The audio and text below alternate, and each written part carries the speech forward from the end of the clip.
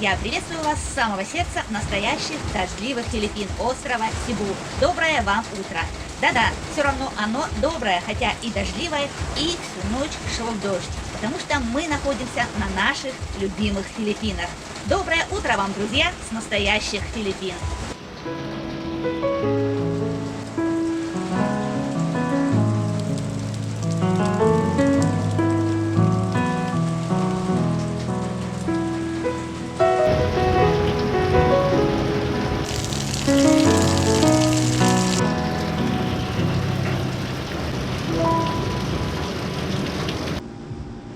Ой, что это такое? Два геки дерутся. Вон шипят, на потолке сидят. Вот такие вот они, друзья, настоящие Филиппины в январе.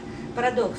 А ведь многие люди именно в это время, декабрь и январь, едут отдыхать в теплые страны, в том числе и на Филиппины, полагая, что если в их родной стране сейчас холодно, то здесь непременно будет тепло. Да, друзья, и на Филиппинах также бывает смена сезонов, только это ощущаешь, прожив какое-то время в этой чудесной стране. И вот сейчас, начиная с конца ноября, то есть конец ноября, декабрь, январь и февраль, наступает так называемая филиппинская зима, как мы ее между собой и называем, собственно говоря. Потому что именно в это время наступает сезон дождей, штормов, всяческого рода природных катаклизмов. В общем, это не лучшее время для посещения Филиппин. А самое лучшее время здесь начинается в марте. В марте на Филиппинах наступает лето. Все школьники уходят на летние каникулы, и люди тоже по возможности уходят в отпуска, потому что в это время устаканивается погода и начинается жара, на море полный штиль, в общем, красота и самое время для отдыха. Имейте это в виду, когда вы будете планировать свои поездки на Филиппины. Конечно, мы с Костей уже давно пытаемся выбраться куда-нибудь попутешествовать на соседние острова, но в этот период это делать просто нежелательно, потому что есть вероятность из-за штормов, из-за каких-то природных катаклизмов застрять на этом самом каком-нибудь острове, ну куда мы, допустим, поедем, из-за того, что паромы просто не будут ходить, будут постоянные дожди, ливни, грозы, и просто-напросто придется сидеть в каких-нибудь гостиничных номерах, что не вариант. Мы лучше пока посидим дома, посмотрим сериальчики. Сегодня, кстати, мы с Вовчиком дома одни, на расслабоне, так скажем. Я решила посмотреть сериал, который не могу досмотреть уже неделю, потому что Костя и Андрей поехали в некое загадочное путешествие на соседний остров, чтобы приобрести что-то очень для нас сейчас нужное. Если это у них удастся, мы обязательно, друзья, вам об этом расскажем. За окнами серо, дождливо и мокро. На улице делать нечего. Тут, естественно, такая же история. Остается только сидеть дома и смотреть сериальчики. Под фильмец очень здорово пощелкать семечки, которые мы выписываем на Лазаде. Вот такие вот крупные последний раз пришли. Вообще класс. Кофе тайм. Будем готовить сэндвичи. Первый раз я купила чикен луав для сэндвичей. Что-то куриное. Огурчик. Сырок мы с России привезли. И хлебушек. Хлебушек мы пекем сами здесь, дома на Филиппинах, в хлебопечке. Хлебопечь у нас вот такая вот, купленная на шопе, но без хлебопечи на Филиппинах нельзя. И у нее вот 25 режимов работы. Она и варенье варит, и орехи жарит. В общем, не хлебопечь, а мультиварка. Классная такая вещь. Сейчас посмотрим, что это за биф лаав. Надеюсь, может быть, как колбаска. Вот такие, правда, кругленькие слайсики, похожие на колбаску.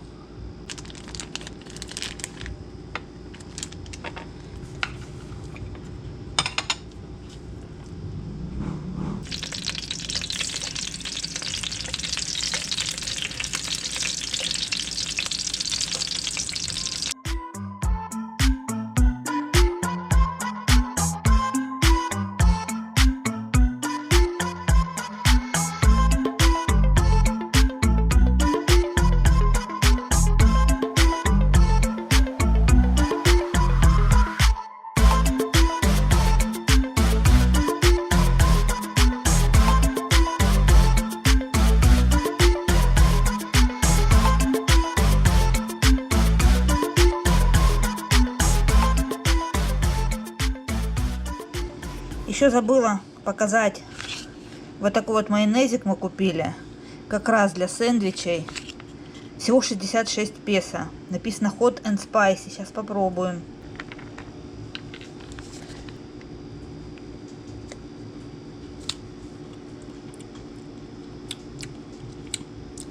Не очень острый. Так, чуть-чуть пикантный. В меру. И в меру солененький. Почти не сладкий, как все филиппинские майонезы. Здорово. Для сэндвича класс.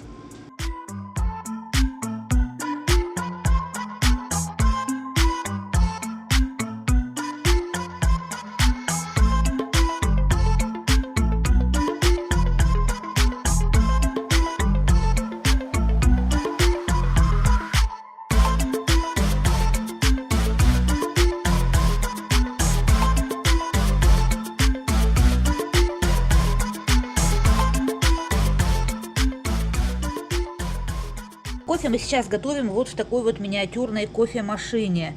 Тоже ее выписала на Шопе или на Лазаде, я уже не помню, но не суть важно. Она очень проста в эксплуатации и готовит довольно-таки неплохой кофе. К этой кофемашинке идет 3 перехода.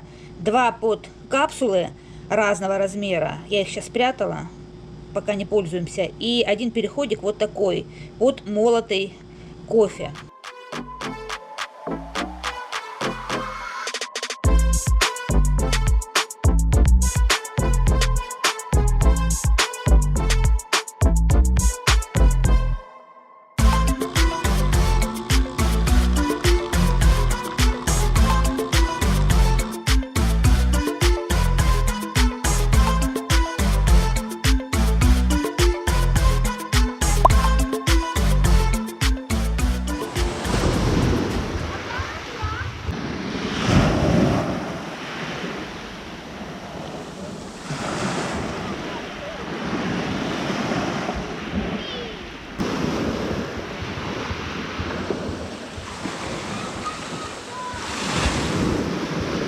Шумит море, что я даже не знаю, будет ли меня слышно.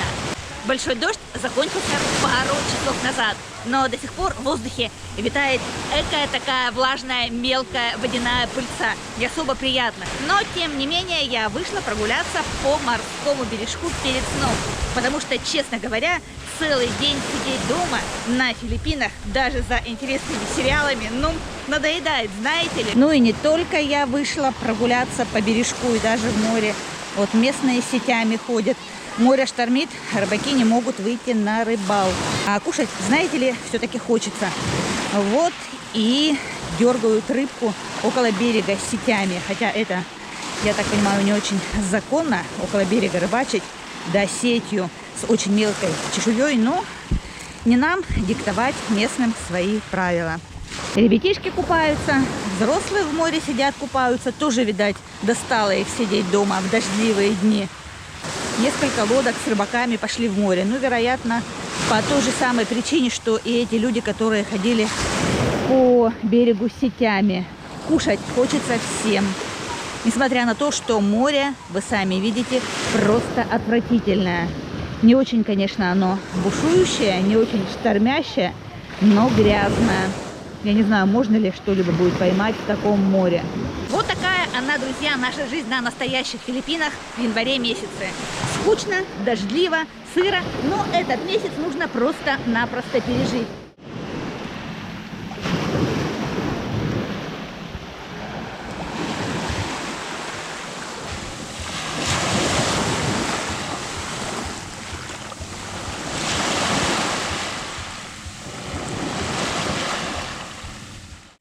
Подъезжает паром.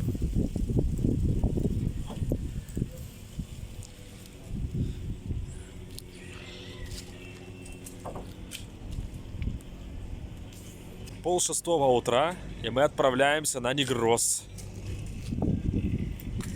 Темно, еще солнце не вышло. Привет. Сейчас задним ходом надо заезжать на паром. Я оттираю стекло заднее. Так как ехали по дождику, оно было все в грязи. Я его вытираю тряпочкой.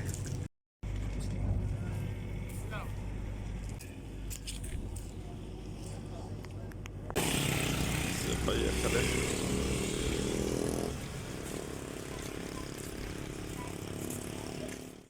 машину закатили. Приключение продолжается. Мы на пароме.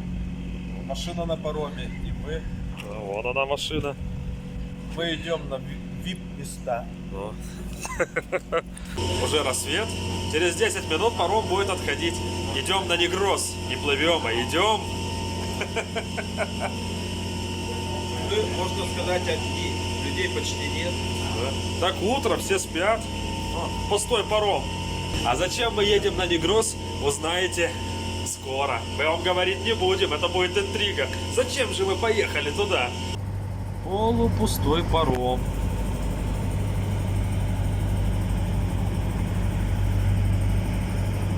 Наша машинка. Погода, конечно, хорошая. Будем сейчас отплывать.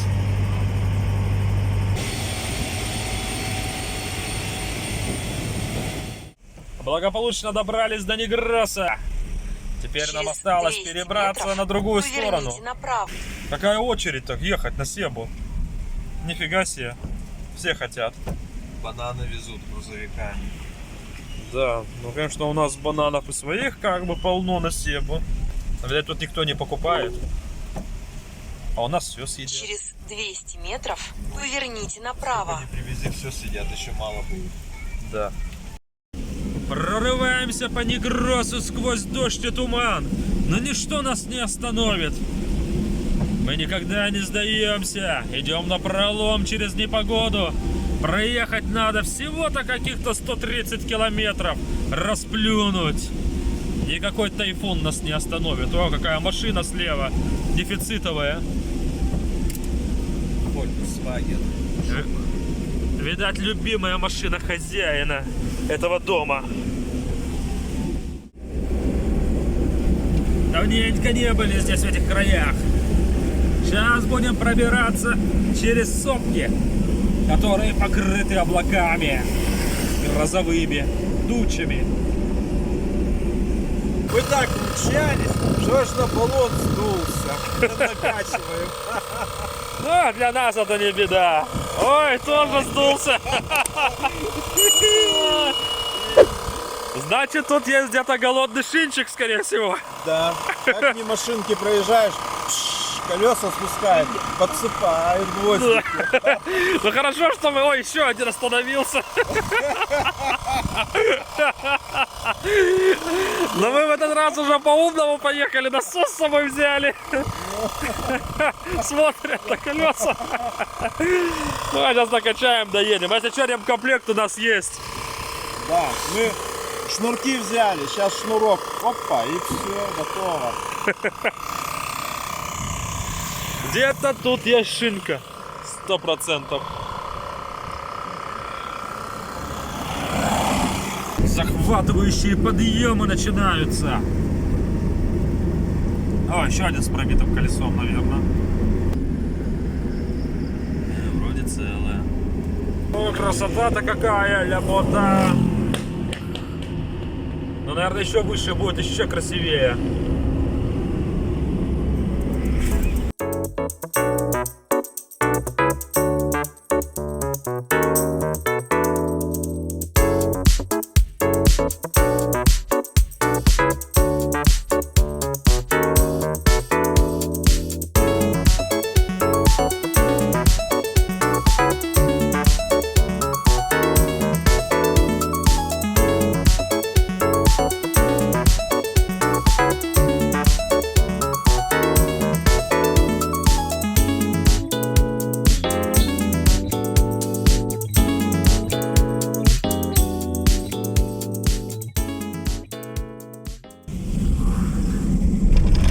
Почти добрались до нашего места назначения. Еще чуть-чуть, и мы доедем. Друзья, мы купили то, что хотели, и уже больше половины пути преодолели. Теперь выдвигаемся на Себу обратно. Он в багажнике лежит. А вот сейчас уже немножко увидят, вот там. Мы вам его покажем. Но чуть-чуть попозже, просто сейчас в пути. Это получается, сколько мы проехали? Но Вот так, немножко подсказка, вот так. Мафия! Это мафия! А вот самый главный мафиози помчался на кабриолете. Мы его даже догнать не можем.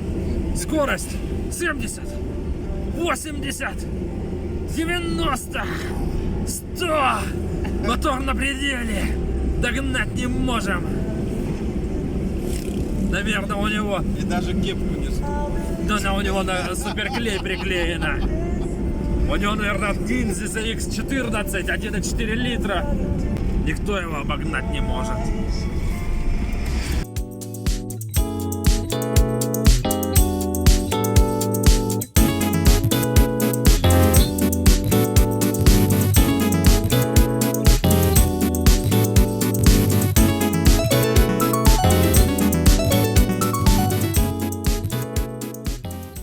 На подъезде к Баколоду решили заехать перекусить гамбургеров.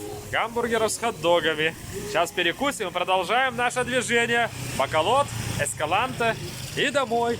За сегодня, конечно, проехали мы много. Попозже вам расскажем, сколько вы проехали. Сейчас перекус и продолжаем свой путь. Заехали в такой городок. Провинциальный, прикольный. Да. Приключение продолжается. Но машинка вообще... шедевр. Это за сегодня мы уже проехали. Но это больше, наверное, 500 километров проехали за сегодня. Да, больше 500 километров. Машинка ласточка. Летит. Ласточка.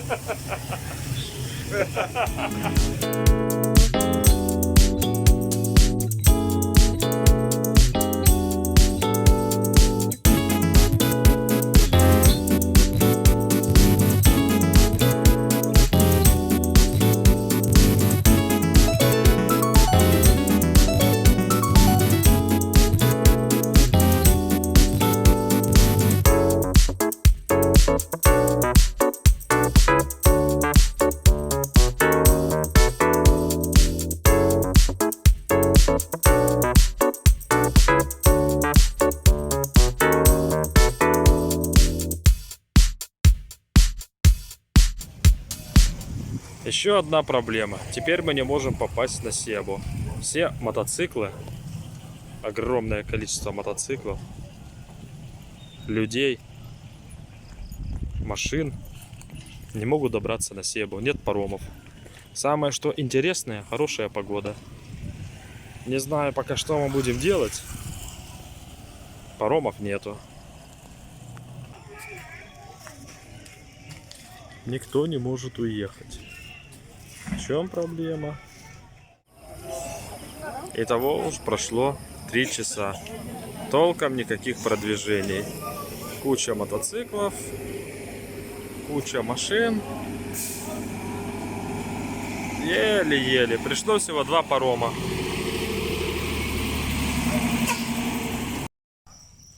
Это просто фиаско. Стоит 2 парома. Уже они стоят сейчас. Их не могут по-нормальному заправить. Не за что заправить, поставить машину. Другой паром стоит, ждет под выгрузку. И еще один паром. Там. Встает, ждет выгрузки. Время, как мы простояли, сколько здесь мы потратили. Мы приехали 4 часа дня. Уже 2 часа ночи. После 14 часов ожидания, наконец-то мы на пароме.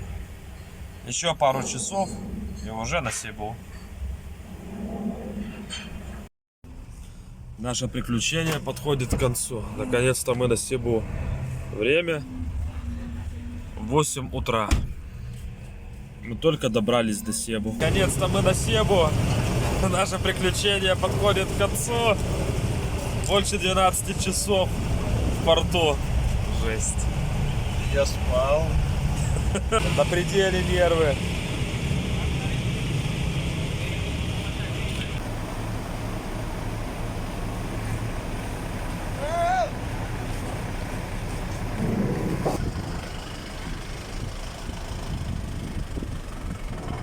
Порто-Буррано. Наконец-то мы дома. Наш паром Тринити. Большой.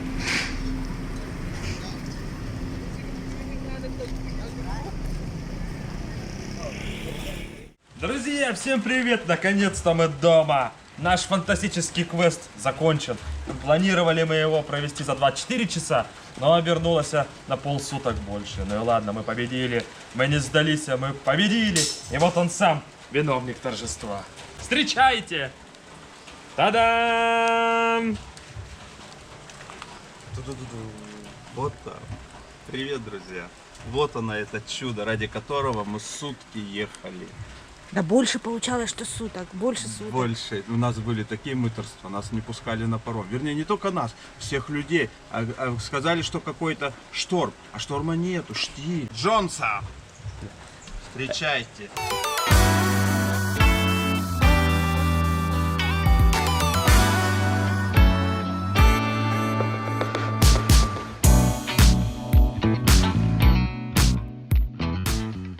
Вот за этой именно штукой мы ездили на остров Негрос. За этим замечательным мотором Джонсон, или так еще называем, Эвин Рут. Но Джонсон и Эвин Рут это одинаковые моторы, даже запчасти у них одинаковые. Но для какой лодки мы приобрели этот замечательный мотор, вы узнаете в нашем следующем видео. Так что подписывайтесь на канал и ждите новых видео. Будет очень интересно. До свидания. Пока-пока.